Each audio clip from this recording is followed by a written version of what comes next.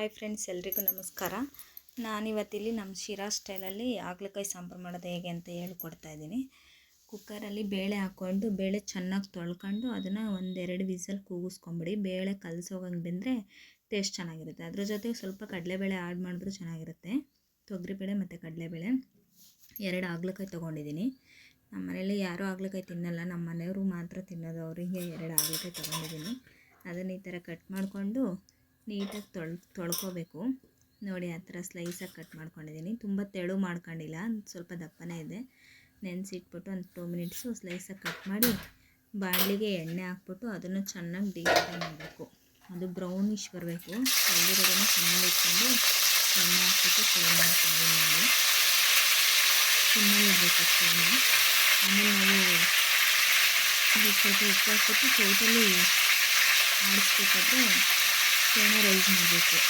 Stove rice ಮಾಡಿಕೊಂಡು ಚೆನ್ನಾಗಿ ಅದು ಬ್ರೌನ್ ಕಲರ್ ಬರೋವರೆಗೂ ಫ್ರೈ ಮಾಡಬೇಕು. ಬ್ರೌನ್ ಕಲರ್ ಬಂದಾಗ ಅದು ಕಹಿ ಎಲ್ಲ ಹೋಗಿರುತ್ತೆ. ನೋಡಿ, ಕಲರ್ ಚೇಂಜ್ ಆಗಿದೆ.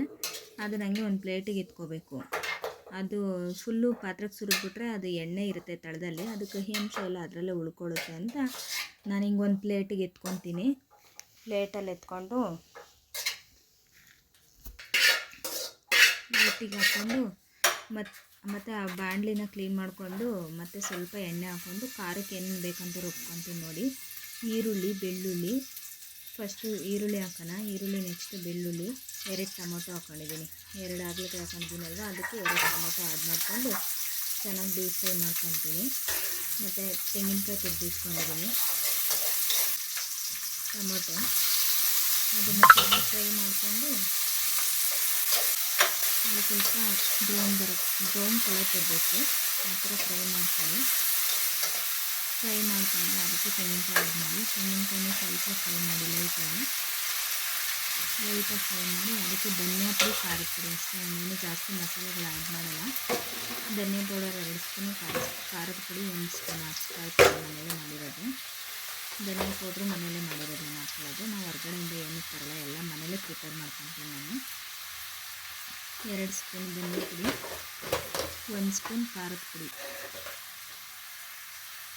ಅದನ್ನು ಸ್ಟವ್ ಆಫ್ ಮಾಡಬೇಕು. ಧನಿಯಾ ಪುಡಿ, ಖಾರದ ಪುಡಿ ಹಾಕಿದ ತಕ್ಷಣ ಸ್ಟವ್ ಆಫ್ ಮಾಡಿಬಿಟ್ಟು ಅದನ್ನು ಚೆನ್ನಾಗಿ ಹಿಂಗೆ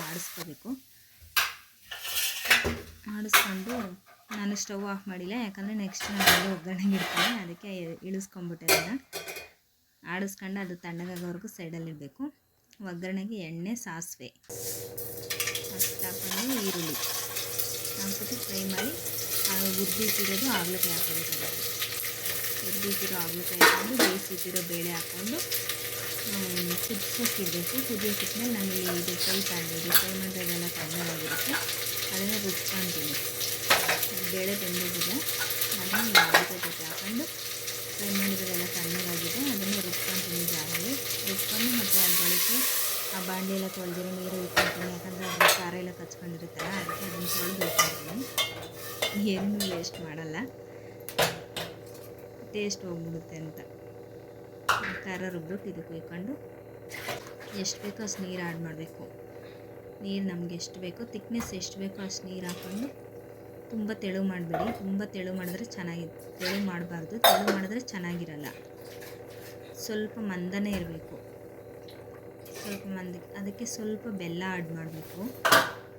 ಬೆಲ್ಲ ರುಚಿಗೆ ಎಷ್ಟು ಬೇಕೋ ಅಷ್ಟು ಇತ್ತು. ಬೆಲ್ಲ ಜಾಸ್ತಿ ಹಾಕೋದು, ತುಂಬ ಸ್ವೀಟ್ ಆದರೆ ಅದು ತಿನ್ನೋಕ್ಕೂ ಬೇಜಾರು ಅನಿಸುತ್ತೆ. ಸ್ವಲ್ಪ ಲೈಟಾಗಿ ಹಾಕಬೇಕು ಬೆಲ್ಲನ. ನೋಡಿ, ಅದಷ್ಟು ತಿಕ್ನೆಸ್ ಇದೆ, ಅಷ್ಟಿದ್ರೆ ಸಾಕು. ತುಂಬ ಗಟ್ಟಿನೂ ಇರಬಾರ್ದು, ತುಂಬ ತೆಳುನೂ ಇರಬಾರ್ದು. ತಿನ್ನೋಕ್ಕಾಗಲ್ಲ. ಇದು ಮುದ್ದೆ ಜೊತೆಗೆ, ಅನ್ನದ ಜೊತೆಗೆ ತಿನ್ನೋಕ್ಕೆ ತುಂಬ ಚೆನ್ನಾಗಿರುತ್ತೆ. ನಮ್ಮ ಮನೇಲಂತೂ ನನ್ನ ಮಕ್ಕಳು ಹಾಗಲಕಾಯಿ ತಿನ್ನಲ್ಲ. ಹಾಗಲಕಾಯಿ ಸಾಂಬಾರು ಅಂದರೆ ತುಂಬ ಇಷ್ಟಪಟ್ಟು ತಿಂತಾರೆ. ಇಲ್ಲಿ ಬೆಂಗಳೂರಲ್ಲಿ ಒಬ್ಬೊಬ್ಬರು ನಾವು ಹಾಗಲಕಾಯಿ ಸಾರು ಮಾಡ್ತೀನಿ ಅಂದರೆ ಹೆಂಗೆ ಮಾಡ್ತೀರಾ ಅಂತ ಕೇಳ್ತಾರೆ. ಆದರೆ ನಮ್ಮ ಮನೇಲಿ ತುಂಬ ಇಷ್ಟಪಟ್ಟು ತಿಂತಾರೆ ನನ್ನ ಮಕ್ಕಳು ಹಾಗಲಕಾಯಿ ಸಾರು. ತುಂಬ ಚೆನ್ನಾಗಿರುತ್ತೆ. ನೀವು ಒಂದ್ಸರಿ ಎಲ್ಲರೂ ಟ್ರೈ ಮಾಡಿ ನೋಡಿ. ನನ್ನ ವೀಡಿಯೋ ನೋಡಿದ್ದಾರೆ ಅಷ್ಟು ತಿಕ್ಕಂಡು ಮಾಡ್ತೀನಿ ನಾನು.